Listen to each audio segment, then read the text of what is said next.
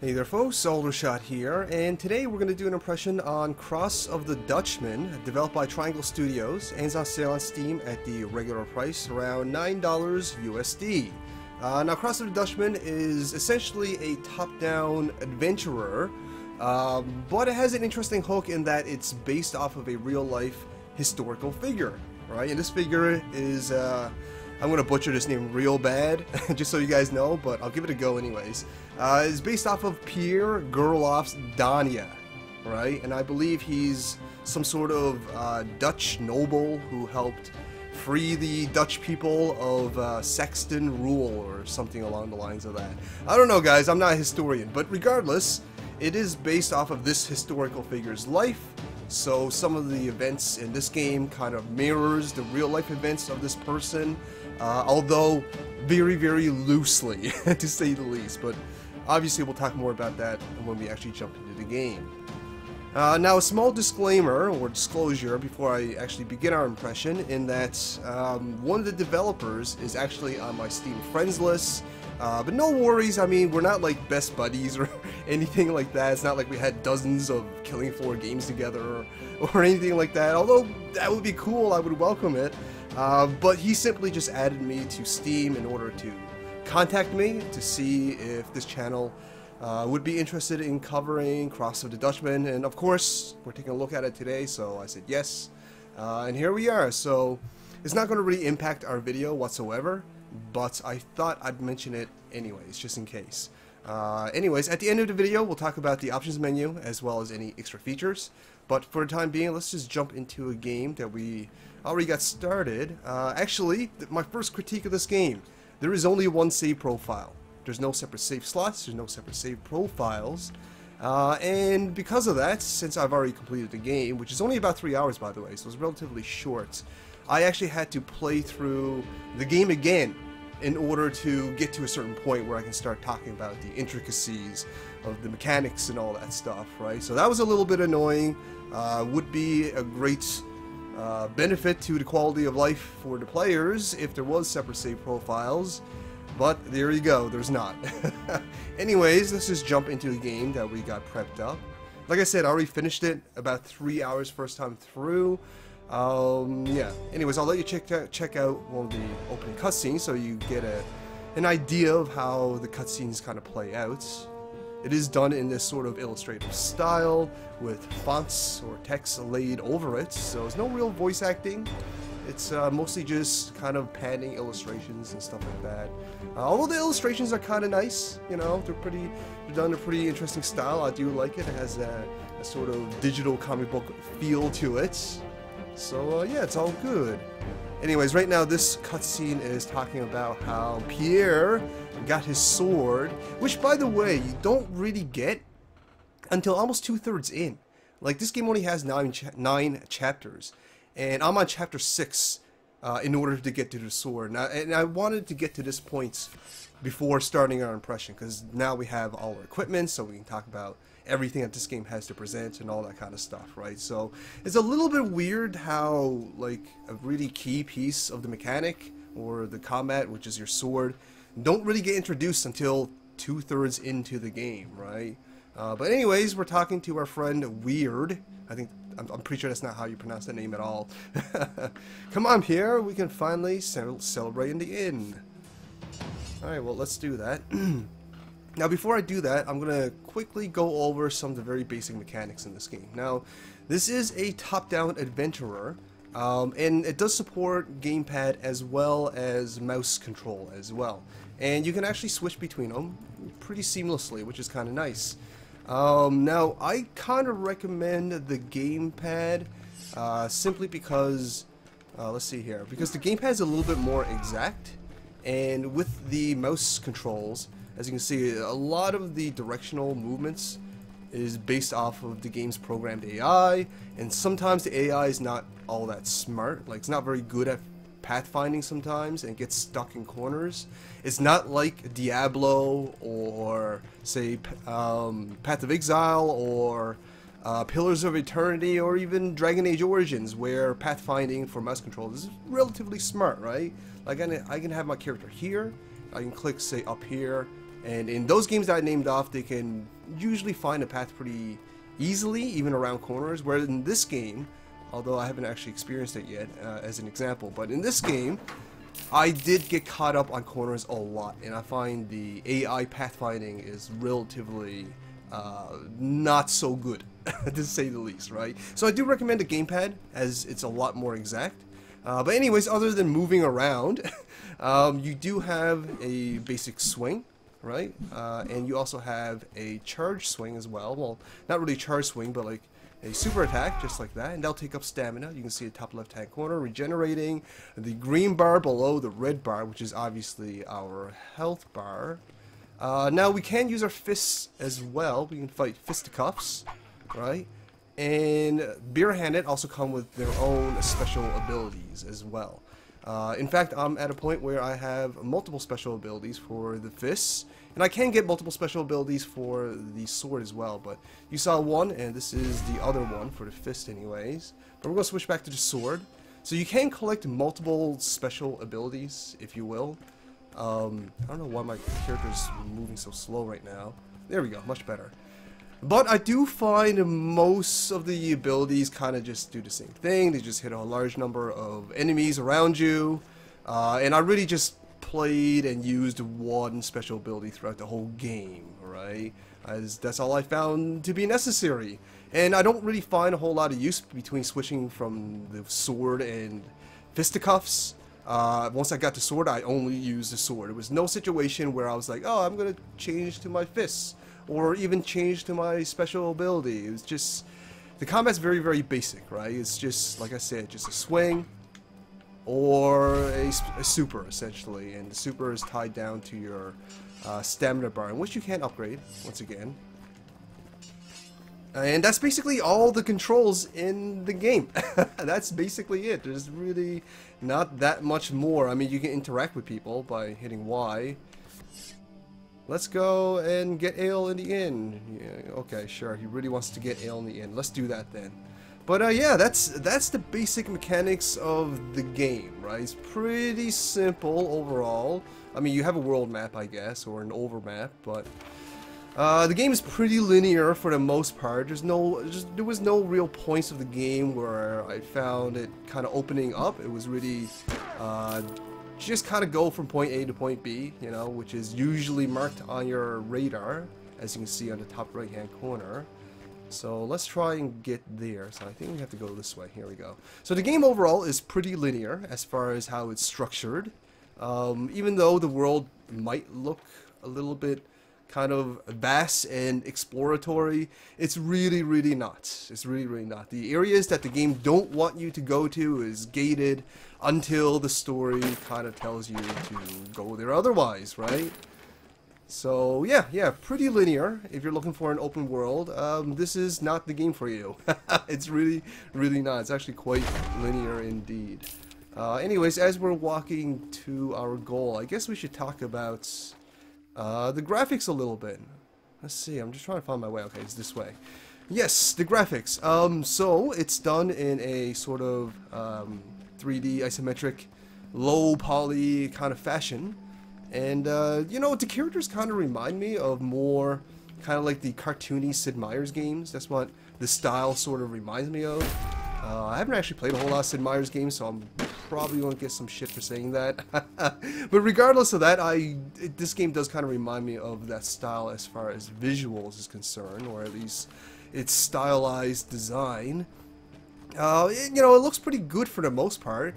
I like the environmental models, you know, I like the lighting and all that kind of stuff. I like the style that all the characters are designed in. My only real critique about the aesthetics overall is my main character's funny waddle for a walk, right? He does waddle, and there's some comedic value in this walking cycle, and I don't think that comedic value was intended. I mean, just look at this guy. You know, he's supposed to be this big, tough Dutch warrior nobleman, and he's waddling like a friggin' penguin lost in the Arctic or something, right? So that's the only points as far as the aesthetics is concerned I take issues with. The game has pretty nice music as well for the most part, and it's definitely one of the more enjoyable parts of it. Pretty good sound design and all that kind of stuff. And, you know, yeah, this sounds good. Sounds good. It sounds nice, guys. Okay? Anyways, we've arrived at the bar, so let's see what this gentleman's saying. We're just gonna rush through a bunch of this dialogue here. And the dialogue is alright, I guess. Like I said, it does mirror the real-life events of Pier Gerofs Donia. I'm pretty sure I'm butchering that. But, you know, some of the situations are pretty out there, and this is definitely more based on myth than the actual historical events, I must say. Not that I'm, like I said, I'm not a historian, but I don't think some of the stuff is all that representative of the actual happenings. Alright, some combat. So let's do some of that. Alright, we'll swipe over with our big attack. And I don't know why I switched to punching. Now, combat is, like I said, pretty basic, but as you can see, some of the swings, their animation, like... Oh, let me just get through this dialogue here. It makes you pause for a second after every swing. It makes the game feel very, very sluggish, I have to admit. And that's really unfortunate because other than running around in this game, combat is really the other activity that you'll be doing. And combat being so simple, while at the same time feeling very, very sluggish, that's not really a good thing, you know? So, it's not a good thing, okay? Sluggish combat control is not a good thing at all. I think that's obvious. Especially since it is, like I said, other than walking around is the main activity you'll be doing, right? Like, obviously you'll be taking in the story and the sights and all that kind of stuff, and all that's enjoyable enough, I guess. But I think one of my biggest complaints of this game is definitely the combat. You know, like I said, there's not a lot of depth to it. There's really just one swing and then a super attack that's tied to your stamina bar. So the entire metagame is completely on managing your stamina bar and how you use it, right? It doesn't get any deeper than that. Now, luckily for us, it's not all, you know, terrible. There is some really nice feedback as far as when you actually make a connection to the enemy, right? Like, the ragdoll really nice, and you know, the visual cues and the audio cues that happens when you impact them, especially with the special attack, is pretty satisfying, I have to admit, right? Especially when you wipe out like 4 dudes and knock them into the air, and that's always enjoyable to see. But other than that, the combat is, like I say, it's sluggish and very, very simple, which is not a good thing, obviously. Now, you can't go around, and it is suggested to kind of explore the map a little bit, busting up these chests in order to gain money. That way we can go to these stores and buy upgrades. Let's see. Actually, we're going to save our money, and we're going to go down to the upgrade station down here, because I want to buy a new special ability and show you that. That guy up there, the Alchemist, he basically buffs either our stamina or our HP pool, which is, again, very, very basic. There's not a lot of micromanagement to do here in this game. It's mainly just running around, as you've been watching me do, and swing my sword a couple of times, right? So, because of that, I do kind of feel, this game here, I forget his name now, Dutch something, Cross of the Dutchman, there you go. And I just died because I'm being a derp. I do feel Cross the Dutchman a little bit lacking, right? Which is not a good thing, obviously. The game is relatively short, like I mentioned. My first time playing through was about 3 hours. And there's really no incentive to have the player replay the game either. Like, there's no Game Plus mode, there's no extra features or anything like that. There's no arena mode or any incentive whatsoever for the player to actually continue playing after their first playthrough, which is, you know, not good, obviously. That coupled with a very, very basic combat system, in which is the main feature of this game, and it being lacking is not really acceptable, right? And all the walking, there's so much walking in this game. There's so many times this game has demanded me to walk the same path like 3 times over to accomplish a goal. right? With a couple of combat scenarios sprinkled in between. That's generally the game that as I described it. Every now and then it'll throw a stealth segment into the game, in which that's not even all that well designed, to be completely honest. The stealth segments really don't make sense, right? It's usually just a couple of soldiers with lanterns in the dark, and you have to avoid them. For some reason, this brutish Dutch lord, who was slaughtering like tens of soldiers at a time previously, not even like 10 seconds ago, is now all of a sudden afraid of a couple of soldiers with lanterns, and I have to sneak around. That's basically the design of the stealth segments, right? Which doesn't make sense in the context of either the story or even the game's mechanics. And that's a problem. Now, I understand why the stealth segments are there, and I think the developers know it. Well, obviously the developers know it too. They put it in the game, but they did it simply to mix the variety of the game up a little bit.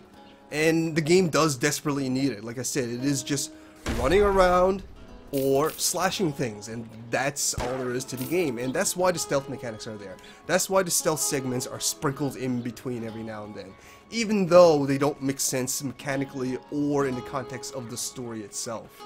Alright, so the only bit that breaks the game apart from, you know, its monotony of running around and swinging is the stealth segments, which aren't all that well designed in my opinion. Now, so you might be asking, what would be a redeeming factor of this game? Would the story be a redeeming factor of this game? After all, it is a representation, or at least is based off of a real life story that must have some interesting redeeming value to that, right? Well, it does to an extent. I mean, the characters are interesting enough in that they are based off of real life, you know, people in real life, and the dialogue are interesting enough. I mean, to be honest, the story's a little bland. It's not that it's bad, it's just not that memorable or interesting to me. Maybe because I'm not Dutch, I'm Canadian. But because of that, I don't know, it never really grabbed my attention. It was really just, to me, a generic story of a nobleman who's tied to the peasants of the town, who's trying to help them out, and trying to overthrow the Saxon rule, or at least the invading Saxon rule. And that's the extent of it, right? And the part that the story actually gets interesting, when there's some emotions involved, I don't want to spoil anything because we have no spoiler policy on our channel. That part actually ends the game. When the game finally starts to wrap up, you know, its initial, what I thought was the initial story elements, you know, when I thought the game was actually building up to something kind of interesting as far as narrative is concerned, the game just ends. Not only does the game feel short at 3 hours for an adventure game, but the game feels like it was just suddenly cut off. Like something really traumatic and interesting finally happened to our hero, and then the game's over, and that's it. Roll the credits. And by the way, there's no Game Plus mode, and there's no reason to play it again. Right? So, you know, this is unfortunate because, you know, look at the screenshots in the video and reading up the description of Cross of the Dutchman, I initially was kind of excited to play the game. I thought this game had a lot of promise. Until I actually played it and finished it. And unfortunately, I don't really like it. I don't know how else to put it. I didn't really enjoy my experience with Cross of the Dutchman. I found it very monotonous. There was way too much running around with very, very little to do in between. And although the story wasn't terrible, it wasn't memorable either, right? So it didn't really have a whole lot of redeeming factors in my eyes. I do like the aesthetics, except for the main character's running animation. But besides that, I do like the overall design of the game as far as how it looks visually. And I do like the music in the game. But these things are not enough to save Cross of the Dutchman in my eyes. Which is a bit unfortunate because Triangle Games actually have made a really, really well put together game, in my opinion anyways. called They Came From Outer Space to Eat Our Brains, which is an interesting little kind of top-down isometric shooter. We haven't covered it on this channel, but I own it and played like a good 3-4 hours of it just for funsies, and I really enjoyed it. So from the studio that produced that game, I thought maybe they can put that same sort of creativity and design into Cross of the Dutchman, but unfortunately it didn't really come into fruition, at least not in the way I think that they hoped, right? But there you go, folks. That's basically Cross of the Dutchman in a nutshell. Can't really say I enjoyed my time with it, which is unfortunate, but it is what it is. So there you go. But anyways, let's get out of this so we can take a look at the game's extra features, which there is none, by the way. So done. This is the options menu, which is pretty lacking, to be completely honest. There's really nothing too robust about it. There's like overall qualities, no like anti-aliasing or even VSync, you know, which is very, very basic. Luckily for us, this game is pretty low tech and it is very, very stable. It runs fine at above 60 frames per second and all that kind of good stuff. So as far as performance is concerned, this game has it covered, right? There's no real technical hitches. Which I guess can excuse some of the lacking options a little bit, but regardless of that, it is kind of lacking in the options department as well. So there you go, guys. Cross of the Dutchmans. Hopefully you found this enjoyable. Hopefully you found this informative. And if you did, you know, show me some love, like, share, fave, and comments. If you haven't already, subscribe. I'll bring you lots more videos just like this. Thanks for watching, guys. All the shout out.